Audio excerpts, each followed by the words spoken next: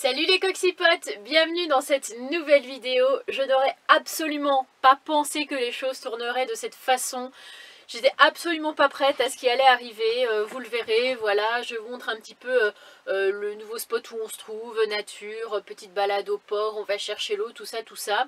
Et puis d'un coup je reçois un SMS qui va bouleverser le cours, pas de ma vie, mais le cours des choses, en tout cas le cours de mes projets. C'était absolument pas prévu, vous l'avez vu dans le titre. Je vais donc changer de camping-car. Donc aujourd'hui il y a exceptionnellement une vidéo, vous savez d'habitude c'est les mardis et les vendredis, là pour avancer un petit peu le cours des choses, j'ai décidé de faire une vidéo aujourd'hui. Il y en aura une demain aussi, donc n'hésitez pas à vous abonner pour pouvoir avoir la petite notif au cas où vous oubliez tout simplement, ça peut arriver. Et puis le petit pouce bleu, le commentaire qui fait super plaisir. Rejoignez-moi sur Instagram où je posterai d'ici peu des petites nouvelles fort croustillantes. Et puis bonne vidéo. Salut salut les coxipotes. Bien le bonjour les petits amis, nous revoilà sur un nouveau spot. Eh bien nous nous trouvons à côté de Chalon. Je vous mettrai ça en bas avec plus d'infos. Pas très loin de La Rochelle, je crois que c'était à 20 minutes. Par contre on est clairement sur un terrain assez glissant, assez argileux quand on met son pied. Hop, je peux vous dire que ça colle. Et le mieux c'est quand Nani part se balader, rentre et met ses petits pieds au niveau, bonjour Idriss le nomade caché derrière le camping-car, au niveau des draps, et du coup ça devient tout blanc et c'est impossible à ravoir. C'est pas comme de la terre comme ça qui sèche, c'est vraiment c'est comme de l'argile quoi. Il m'a sali tous mes sièges. Oui, il a sali les sièges d'Idriss aussi. Braquette. Et franchement, c'est tout à fait l'endroit dont j'avais besoin. C'était un spot en pleine nature, calme, sans la route à côté, sans voiture, sans personne, voilà, être seul au monde. Et franchement, c'est un petit endroit de paradis. Voilà. On a un petit étang à côté qui s'appelle l'étang de Moana, précisément. Et il y a tout plein de canards. On entend des canards jusqu'à 23 h, minuit, ouais, dans ces eaux-là, parce qu'après ils dorment.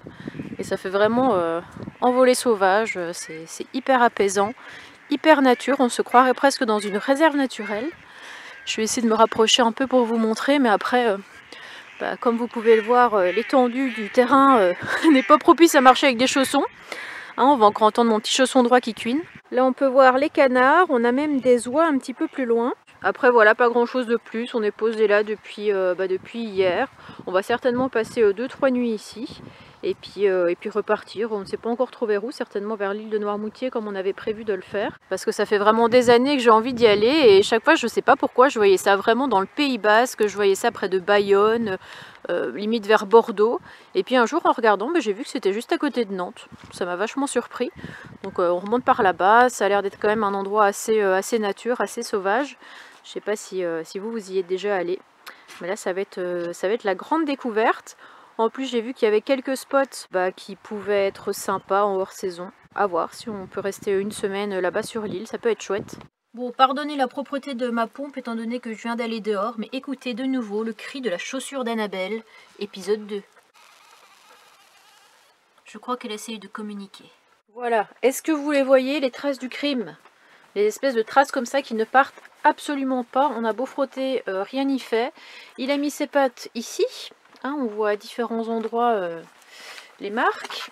Et puis un petit peu partout hein, finalement. Donc sachant que j'ai 2 draps, que l'autre est à laver. Et si vous cherchez le coupable, où est-il parti? Il est là. Voilà. Et ce qui était très bien aussi, c'est que son bide, comme il traîne sur le sol, son bide était dans le même état. Il était complètement trempé. Est-ce que c'est normal ça, Nani? Bon, allez, à tout à l'heure, salut. Par contre là, on est dans un moment extrêmement... Est-ce qu'on entend encore ma chaussure qui cuine? La réponse est oui. On arrive vraiment dans un moment extrêmement critique parce que ce bidon est vide. Et quand celui-là est vide, ça sonne vraiment la sonnette d'alarme.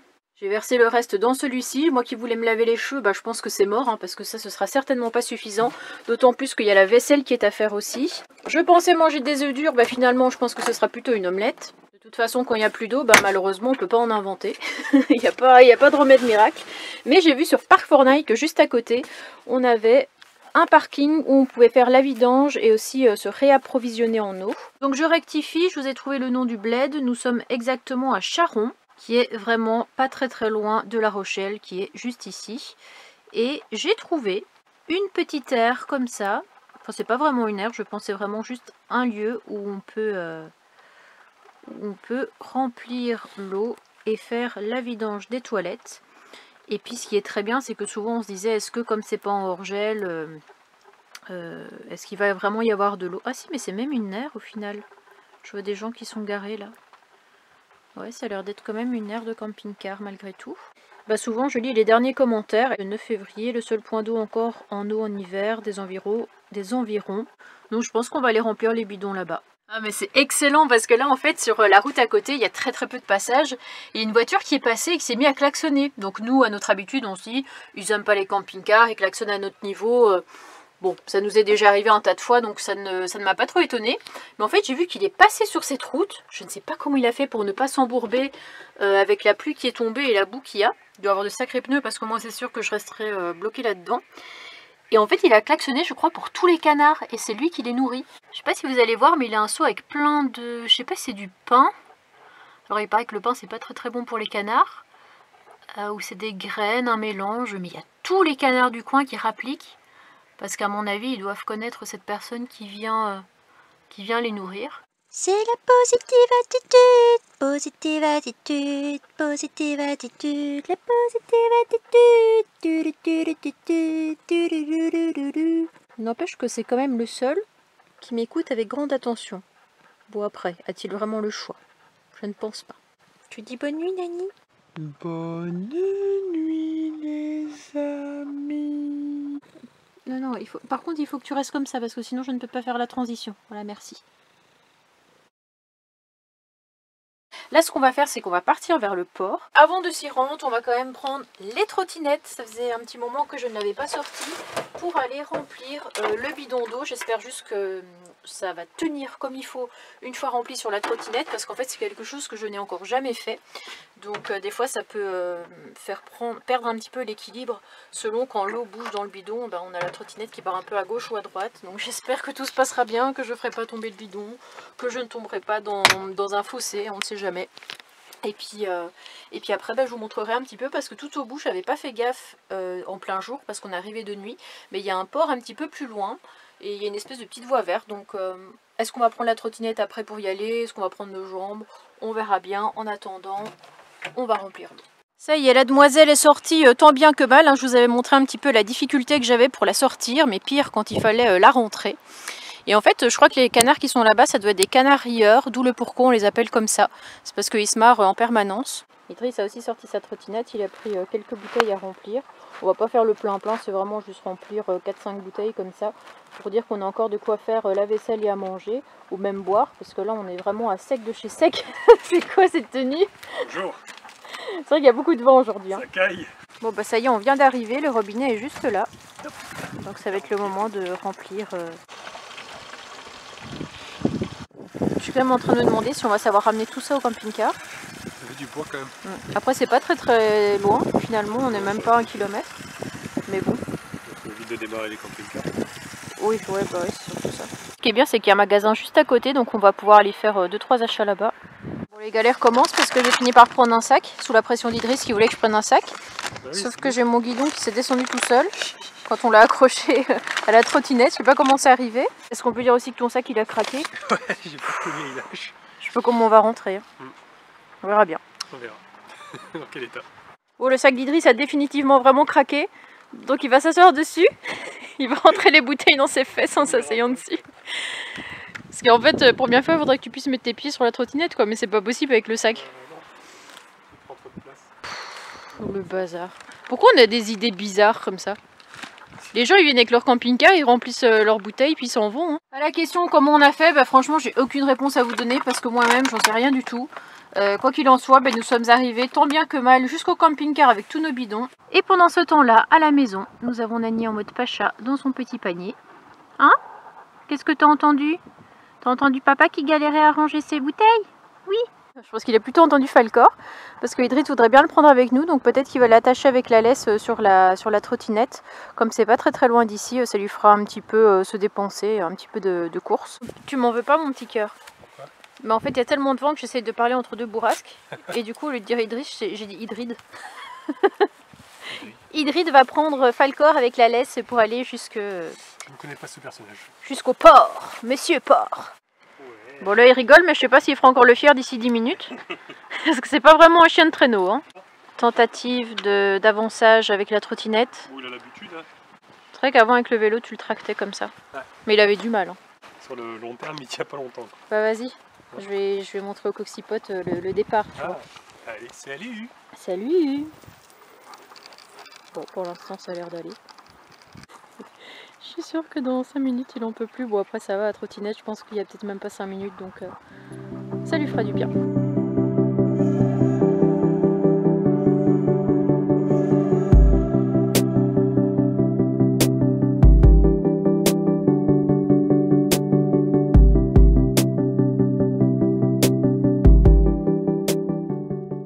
Bon là il y a un vent à déculotter un cocu donc j'ai un peu de mal à vous filmer quoi que ce soit. Mais en gros ici c'est la Sèvre Niortais ça s'appelle. Et c'est peut-être une rivière voilà, qui va se jeter ensuite dans la mer. Et ici donc vous êtes en Charente-Maritime et de l'autre côté, eh bien bienvenue en Vendée. Je pense qu'on va pas durer très longtemps ici. Hein. Oh bonne mère, il y a un monticule de coussin pour faire tenir le truc, là même plus besoin du trépied. Vous me voyez bien, parfait. D'ailleurs, je sais pas du tout pourquoi j'arrête pas de dire bonne mère. Depuis que je fais de la cuisine, je me prends pour Maïté. Et je crois que c'était elle d'ailleurs qui utilisait cette expression de bonne mère. C'est une expression du sud. Je deviens sudiste, il faut croire. Vous l'avez vu certainement dans le titre. Vous l'avez certainement vu dans l'introduction de la vidéo. Parce que je ne sais pas garder un secret, je ne sais pas garder une surprise. Quoique j'aurais quand même tenu à peu près 1 semaine et demie, 2 semaines avant de vous l'annoncer. Comme vous l'avez compris, les petits amis, l'heure est grave. Parce que ça fait depuis 4 ans que j'ai commencé les vidéos et que je vous présentais pour la première fois mon camping-car qui s'appelait Gérard. Et vous alliez au fur et à mesure du temps et des vidéos découvrir les péripéties que j'ai pu vivre avec lui, que ce soit mécanique, que ce soit du bricolage. Mais j'ai aussi vécu des choses complètement incroyables. Je repense encore à ma première nuit que j'ai passée en camping-car dans Gérard où je me suis sentie vraiment libre. Quoi. Je crois, et de toute façon, il n'y a pas d'autre mot pour exprimer ce que j'ai pu ressentir ce jour-là. Savoir que je quittais ce logement, cet HLM un petit peu pourri, dans un quartier un peu pourri. Et j'épousais cette liberté, ce monde nomade que je ne connaissais absolument pas. En fait, au départ, quand j'ai eu mon camping-car, je ne savais même pas comment fonctionnait le tableau électrique, je ne savais même pas comment allumer le chauffage, je savais absolument rien et je découvrais petit à petit. Pendant 4 ans, j'ai découvert un petit peu tout ça, le monde du camping-car. J'ai fait bon nombre de road trips, alors je ne saurais absolument pas vous dire le nombre exact, les villes exactes que j'ai visitées, mais une grande partie de la France. En fait, c'était totalement inattendu. Je vous explique un petit peu comment ça s'est passé. Donc, on se baladait avec Idriss, on revient de balade. Je lui fais la réflexion en disant oh, ils sont beaux Gérard et Yves comme ça côte à côte avec la vue derrière, les canards, tout ça hein, comme je vous ai montré. Et en fait complètement pas dans l'idée de changer parce qu'ils roulent bien. Depuis le mois de novembre j'ai plus à me plaindre. On a changé les silent blocks là comme vous savez, ça a coûté 5 balles et puis j'étais tranquille depuis ce moment là. Ce qui est quand même assez rare, mais au bout d'un moment, à force de changer tout ce qu'on peut, eh ben, il n'y a plus vraiment de problème à régler. Et puis je reçois le message de Nicolas, vous savez, le deuxième propriétaire de Gérard, que je vous avais filmé au mois de décembre. Je vous avais fait une petite vidéo où il revoyait le camping-car de son enfance. Et en fait, le métier de Nicolas, c'est d'être mandaté par des personnes qui recherchent des camping-cars. Et lui, il va chercher un camping-car voilà, sur le marché, pour des personnes qui ont fait de la demande, ou alors je crois qu'il met aussi en relation des personnes qui souhaitent vendre leurs biens et des personnes qui en cherchent. Enfin, voilà, vous avez compris un petit peu le concept. Et c'est vrai que ça fait plusieurs fois qu'il m'envoie des messages en disant bah, écoute Annabelle, voilà, je vais chercher tel jour un camping-car, voilà le prix, je te mets une photo, ou alors carrément la vidéo, parce qu'il fait des vidéos aussi sur sa chaîne YouTube Zik Family, je vous mettrai le lien en description bien sûr. Et puis voilà, mais sauf que ça m'intéressait pas parce que ben voilà, moi je suis extrêmement attachée à mon camping-car, donc il n'était absolument pas question de changer de véhicule. Jusqu'à ce qu'il me contacte en me disant eh bien écoute, lundi je vais chercher un véhicule, voilà, il m'envoie effectivement la photo. Et je lui dis, bah, s'il n'y a pas de capucine, en fait ça m'intéresse pas, parce que moi mon but premier c'était d'avoir une capucine, c'était vraiment, je vous l'avais dit d'ailleurs plusieurs fois, si un jour je change de camping-car, je veux une capucine. C'est vrai que l'exigence était plus d'avoir un lit fixe plutôt qu'une capucine spécifiquement, mais c'est un peu mon rêve voilà, d'avoir une capucine parce que j'ai jamais eu cette opportunité là. Et donc il fait oui, mais regarde, il est bien parce qu'il n'a pas beaucoup de kilomètres et attends que je te dise le prix.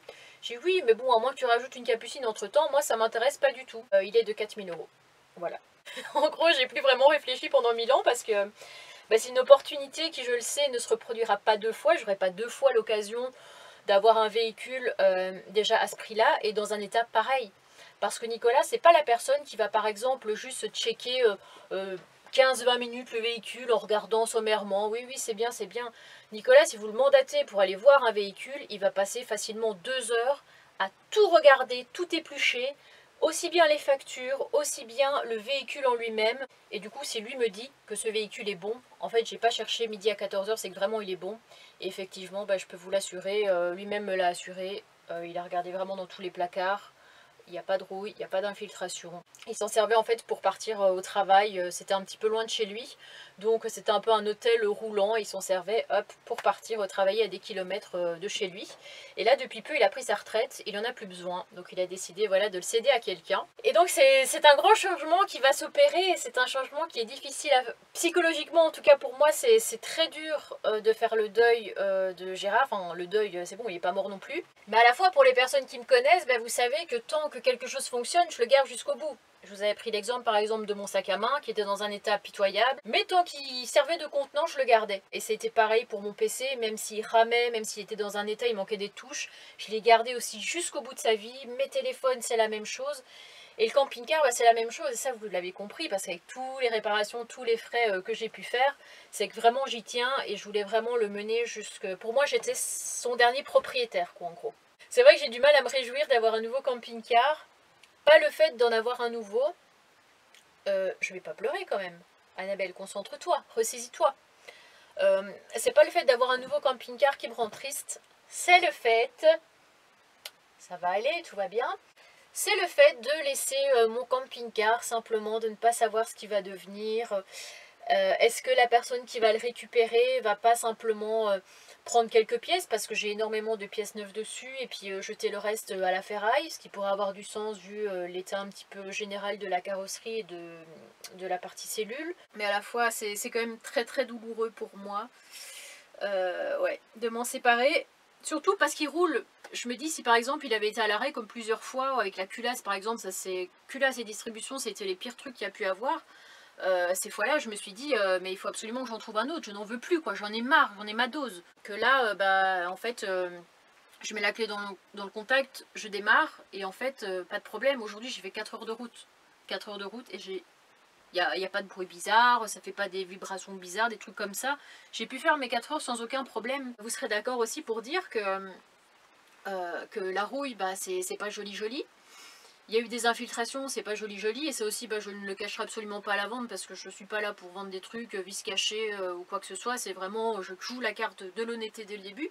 Bah écoutez, c'était quand même un petit moment émotion parce que j'ai remis du carburant, et en remettant du carburant, bah, j'ai une petite larme, une petite montée d'émotion parce que je me suis dit mais là Annabelle c'est la dernière fois que tu mets du carburant dans Gérard, donc puis pareil là j'ai mis mes cales, je me dis c'est la dernière fois que tu mets tes cales, enfin je sais pas, moi dans ma tête c'est super super super super dur.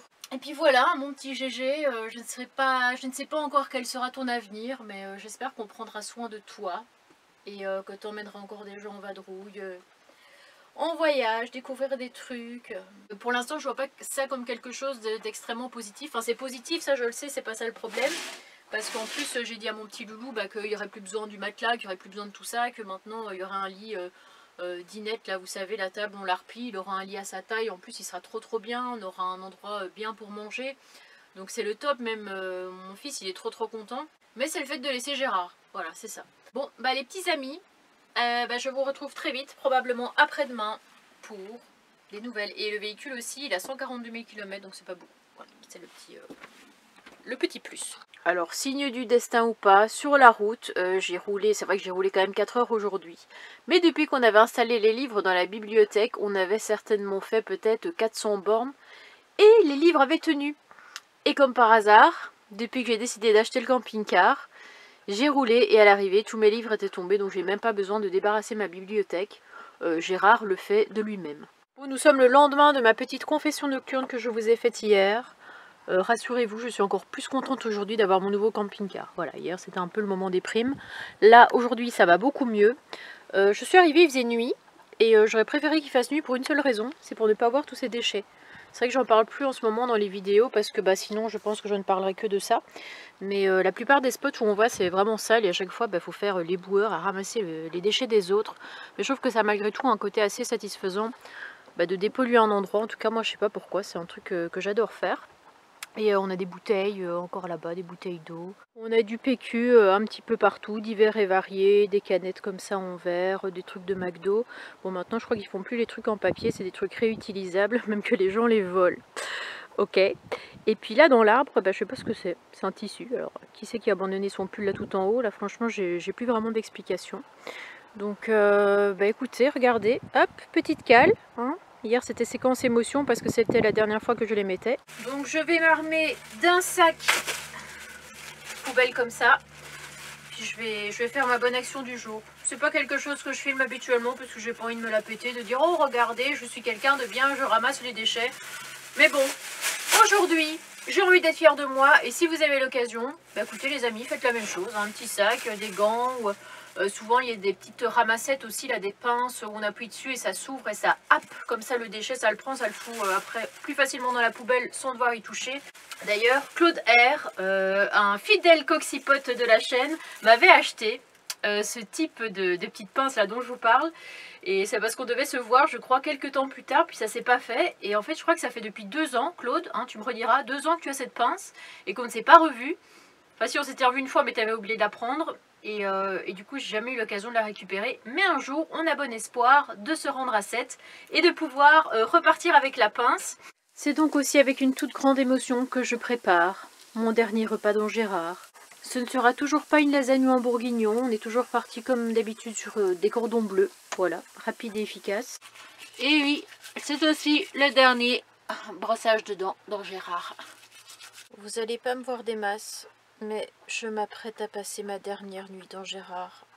Ça y est, je vais fermer mes yeux et je vais pas dire que c'est la dernière fois que je l'ai fermé, que je vais jamais les réouvrir, hein, Dieu soit loué que non. Mais voilà, c'est donc la dernière fois. Puis écoutez, moi je vous dis à demain. Et puis demain, beaucoup d'émotions, beaucoup de choses. À 14 h, on est attendu chez Nicolas. Donc je vous filmerai tout ça. Bonne nuit les amis. Bon j'espère que cette vidéo vous aura plu, c'était moment émotion, voilà, j'étais tellement émue, j'ai eu du mal à tourner ces 7 ou ces 8 minutes de blabla parce que j'étais émue. Donc je vous retrouve demain pour la suite des aventures, là aujourd'hui vous l'avez vu, on va se mettre en route pour aller chez Nicolas, c'était le jour J, et dans la vidéo de demain, on arrive chez Nicolas, je vous montre le camping-car et puis les premiers moments dedans, tout ça. Bisous les petits amis, salut salut.